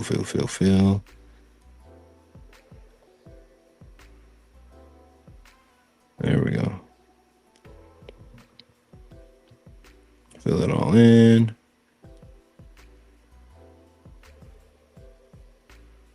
Yep. Nice. There we go. Awesome sauce. What the hell is this? Oh, let me just take a, what do you call it, tool. I'm going to take this. I'm going to do this. And then I'm going to color all that in with the last color that I used. Where is that thing? And we're going to have to do an option select. That way none of that gets selected. And then fill it in. There we go. Nice. And we'll do the same thing over here. Go down. There we go. And plus I'm just used to Clip Studio's interface a lot more. All right, so let's see the comments here. Salty. Okay, salty salt. What's up? I've never seen you before. Working on my comic, seeking digital drawing info because I still need to learn more about digital tools for sure. Trying not to overwhelm myself, so I've been working on single illustrations for a couple of days. Yeah, that is probably the best way to go about it. That's how I started off with learning digital stuff. I just went through like tutorials online and was like, I already had a solid foundation and fundamentals, just drawing on paper first. And I was always thinking like, okay, how can I translate what I know on paper to digital stuff? And that's what those tutorials helped me with. It was just figuring out the techniques that people were using to get the same results that I could get on paper. But yeah, Newbie says, making a comic about bounty hunters. That's dope, man. Appreciate it. Popping Rico says the facial expressions. Yeah. Let's see. Biggie Boo, what's up? Hey, how you doing? You're a new face. Appreciate you coming out. Salty. Oh, that's a different thing. Massive Panda says, I color in Photoshop like a boomer. I heard Photoshop was terrible for actual drawing, but I only pencil and ink traditionally, so I don't even have to concern myself with that. Yep. That's what I heard for Photoshop as well, but you can figure it out. It's just working with the pen tool, or like figuring out the pen's engine or whatever that works with Photoshop. Like for a while Procreate had the strongest or the best use with your pen tool, because you could lay it on its side and it would work like a actual pencil in Procreate.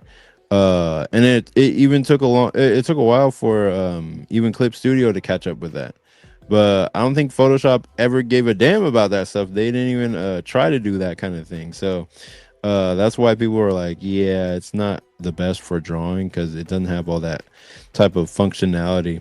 But it is great for coloring, and I used to use it exclusively for coloring when I had my school's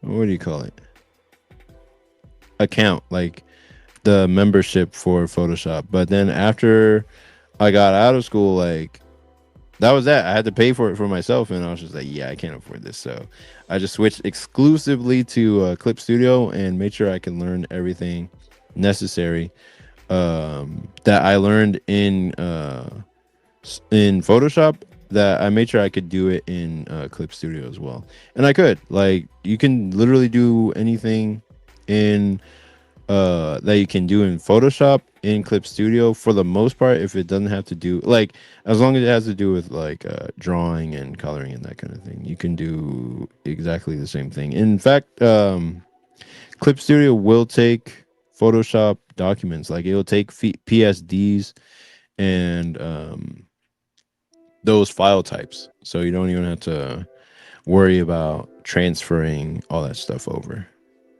So that's a really great like functionality about it, because it's that close in terms of uh using each other, uh that you can just copy over files with the same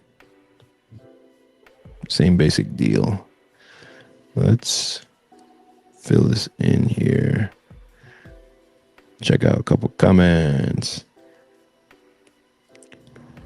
Biggie Boo says, yeah, I've seen a lot of your vids. Really love watching the comic making process. Yeah, I appreciate you checking me out, man. Popping Rico says, Paint Tool Psy has some good blends. I still have it. Man, that's from a long time ago. Solidine, hey, what's up? It says, whoa, what did I miss? Well, it looks great. Yeah, appreciate you checking out and coming out here. But yeah, I didn't miss much. We just talked a little bit about the Jim Lee situation, just some work-life balance stuff, and the current page that I'm working on. So, yeah, I think I'm about to wrap up soon, around the 2-hour mark, and then I'll make a quick video before bed, and then I'll just fucking like sleep like the dead, because I'm on break from work, I guess. I'll just not be working for the next 3 or 4 days, and then I'll just go back into it. But I made, like, the amount of money I made this month, I was just like surprised, because I was just like, damn, I haven't made that much, or I haven't like seen that much in my account for a long time. Like when I looked at my account today, I was just like, oh, that's more than I thought. And it was because like all the other months that I've been like actually like doing this schedule, there's always something that comes up that takes the money out, and I'm just like, fuck, I can't really even keep this. But this month it was like, okay, pretty smooth sailing. I didn't have any extra expenses that needed to be taken care of. So yeah, I was just like, okay, yeah, I get to hold on to this for a second. But of course, I'm using it to pay debts and rent and all that. But all my bills have been safely like paid for the month, so I'm good. And yeah, it's not bad this time. Let's see.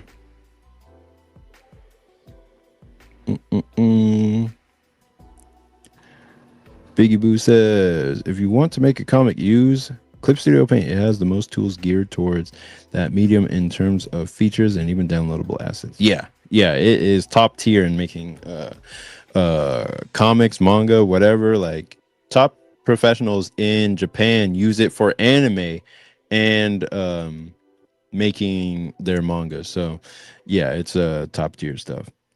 Hey, Huncho Joshi, hey, it's been a while. How's life treating you right now? It is treating me pretty well. Like I just finished another huge work stint for the month, so now I'm about to be on break mode where I'm just gonna be chilling out and just working on the comic and trying to figure out like a better job position and whatnot that I can take. So yeah, I was able to work a lot of overtime this month, and I'll be able to pay off a couple of debts and knock those off, so I don't have to worry about them and make more videos. I got a really interesting video coming up, and I don't want to spoil the video idea, but it's going to be kind of interesting, kind of silly. But I'll see what people say when I make that one. But it'll be a little fun idea that I try for coming up. But yeah, okay. So we got a decent page here. Let me do her glasses details. Where is... Okay. So she has... What is this? I will... Okay, there we go. And then we go down here. And then we hit... Screen. 30%. Then I'll just start coloring it in. Ooh. Okay, let's go back. There we go. And we're good. Let me make sure that's the right thing. Change layer opacity. Okay, good.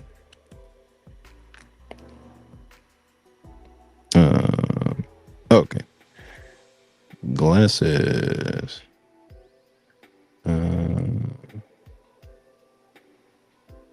Huncho Joshi says, that's great, man, and loving the consistency with work, this project, and your YouTube videos. Awesome work. Hey, appreciate it. Yeah, man, I'm just hustling along, man, as much as I possibly can. As much as my body will let me, for sure. Like, there's times where I get tired with it too, as well. Solidine says, dang, I missed the Jim Lee manga versus comic stock. Yeah, it's just at the beginning of the video. I just talked on it for a little while, and I'm gonna do a video about it on my channel as well, so it'll be a little bit more concise with my thoughts on it as well. But there's so many angles to the manga versus comics deal that it's so complex. You can't really just encapsulate it in one, like it's not just one factor in that whole thing that is just like, oh, manga is better than American comics, or American comics are worse than manga. It's like there's a whole bunch of factors.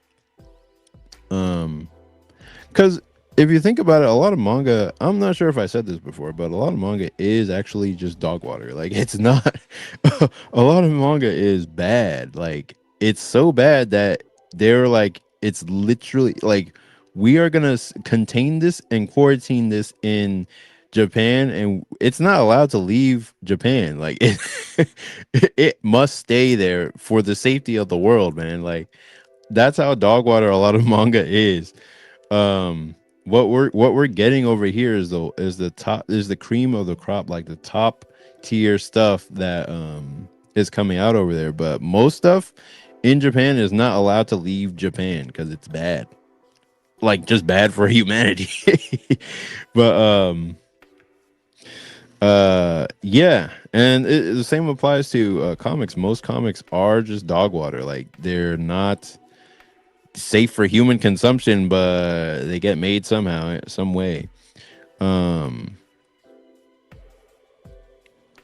the cream really rises to the top, and only it seems like only really the Image guys have figured out a way to, oh well, besides like the regular DC and Marvel and stuff, they figured out a way to like get turn their stuff, especially Robert Kirkman, to turn their stuff into massive media hit, because Robert Kirkman has figured out how to use, like, how to create a long running consistent enough comic with that's well written enough to consider, like, he understands that comics are basically soap operas for guys, um where you have a main character, he goes through his life and it goes through ups and downs and crazy stuff that happens.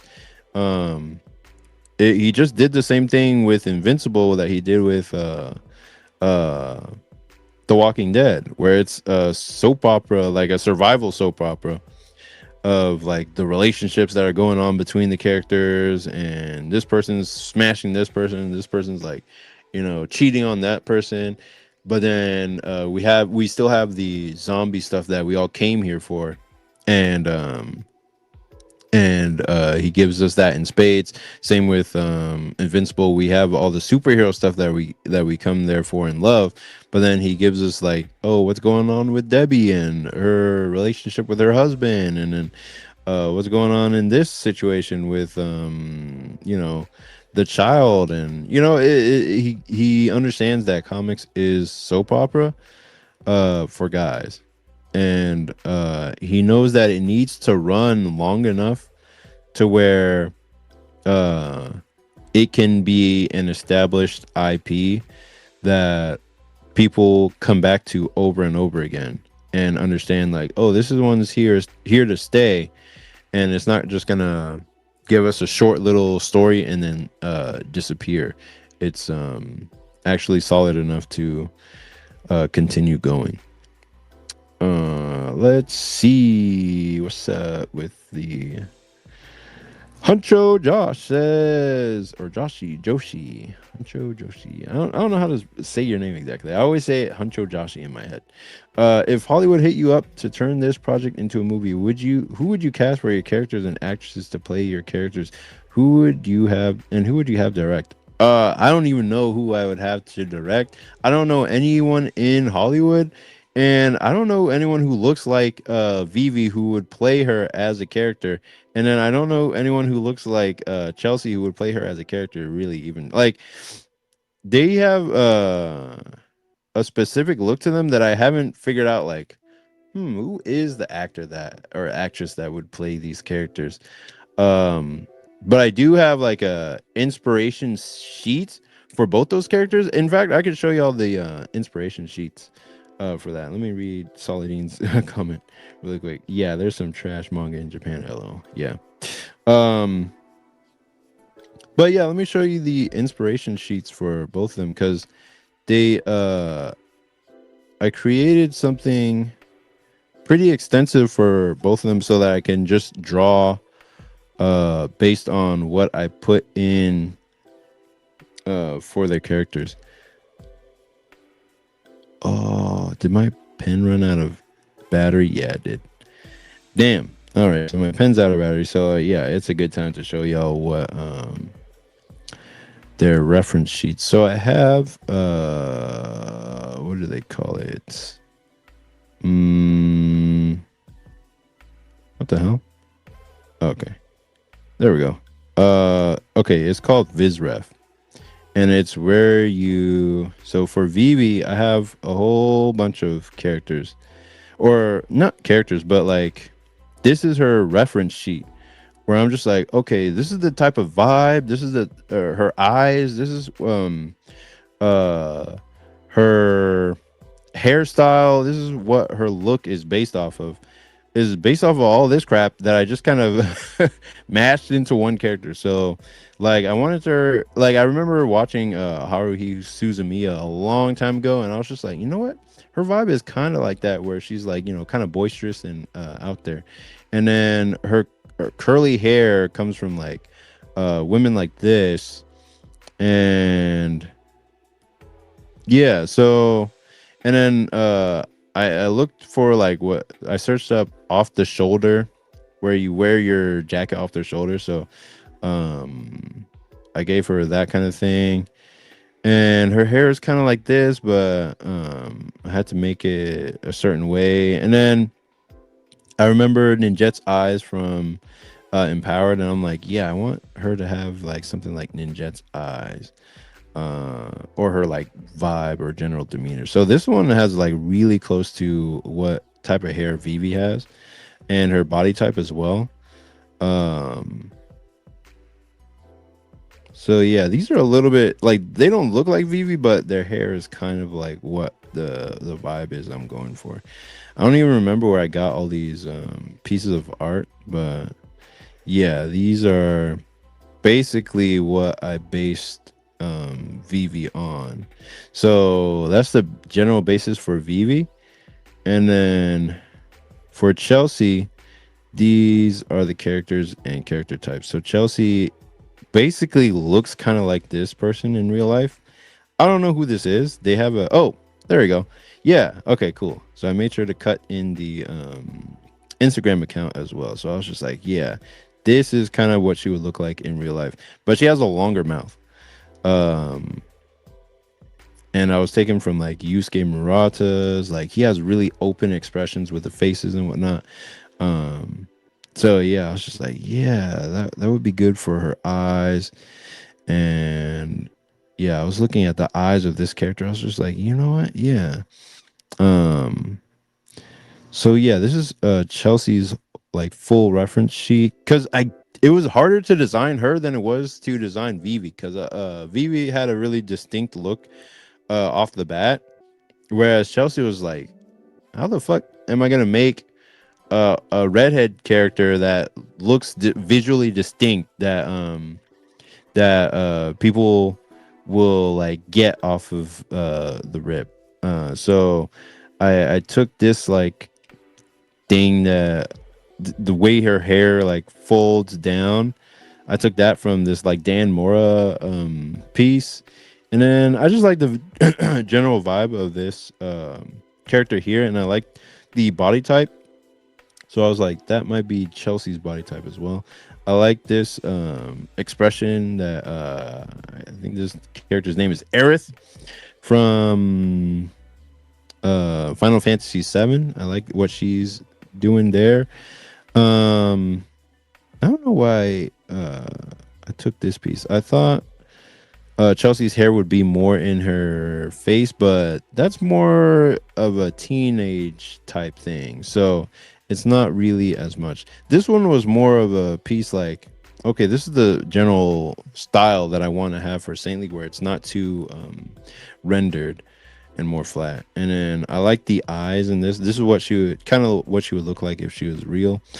Um and then I was thinking of doing something like the skirt is what ended up staying, but I was thinking of doing something almost like Ren Fair for Chelsea, but I was just like, yeah, that's gonna be too much to draw every time. And then this lady had just really big long mouth. So I was just like, yeah, that's kind of what Chelsea would also look like real. And then this girl had like that little flippy thing in her hair. I was just like, yep, that is kind of what Chelsea's hair would look like. And then 18, I was just like, yeah, yeah, 18. Yep. Um, so yeah, and this character sheet from I think the creator's name is Yu Dori. Just it always had like a really cool like the expressions were so lively on it. I remember seeing it for the first time when I was in my teens. I was just like, man, this is so good. I want to be able to draw expressions like that one day. And this person can also draw like really great faces and has a really cool style as well. So I just looked at their sheet of like redheads and I was just like, okay, let me see what I can do with Chelsea to make her like a unique looking redhead. And this one I remember seeing when I was a teen as well. This is a really good sheet of expressions that this person did. Olivia Margaff or something like that. That's her name. And this is like very realistic, but really good expression. Like I was just like, yeah, I want to use that. So yeah, these are basically the style inspirations for Chelsea as well. So having her hair like that kind of in her face and whatnot is definitely more of a teen thing. So I wanted to back up from that. Um, but yeah, she looks kind of like this character, or not character, but like she has more of that vibe. Uh, yeah, and I've always liked this face from the Superior Spider-Man comic from MJ from a long time ago. But yeah, these are basically Chelsea's inspirations. And I remember, yeah, I don't even know what comic this is from, but I saw it a while back and I was just like, yeah, that would be cool. But yeah, that's pretty much it. Um, all right, Rico, have a good night. Thanks for coming out, man. And yeah, I'm about 10 minutes over my 2 hour mark. Solidine says that's a cool website. Yeah, it's called Visref, and it's not a website, but it's like an app that you can use to put visual references together.